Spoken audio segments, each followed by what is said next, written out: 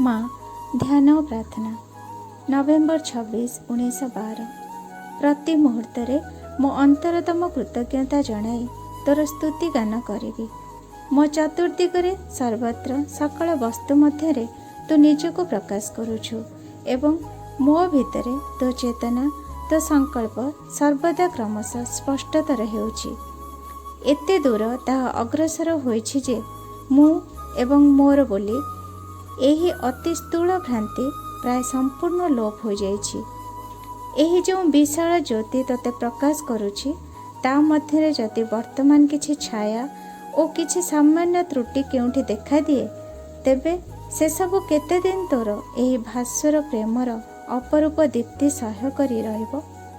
जो सत्याटीर नाम थिला मु ताको तू जेपरि गढ़ुछु आज सकाळे मो चेतनारे तार तुलना आसिला खंडिए कारुश्रीमय विशाल हीरकर संगे जहाको प्रत्येक दिगरु काटी काटी सुषम सुरेख ज्यामितिक आकार दिया होइछि।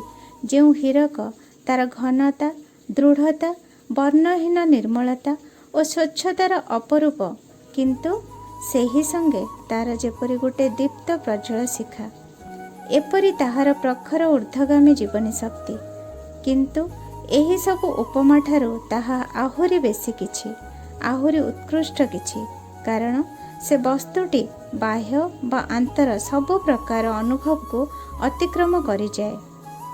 पूर्वोक्त चित्रटी मो मन मध्य आसी देखादेला जेबे बाह्य जगतर चेतना पुनर्बार मो भीतर को फेरी आसवा को आरंभ कला।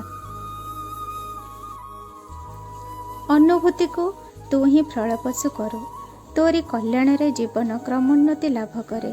तू ही मुहूर्तक मध्य आलोक सम्मुखरे अंधार को अंतर्हित हेबाकू बाध्य करू।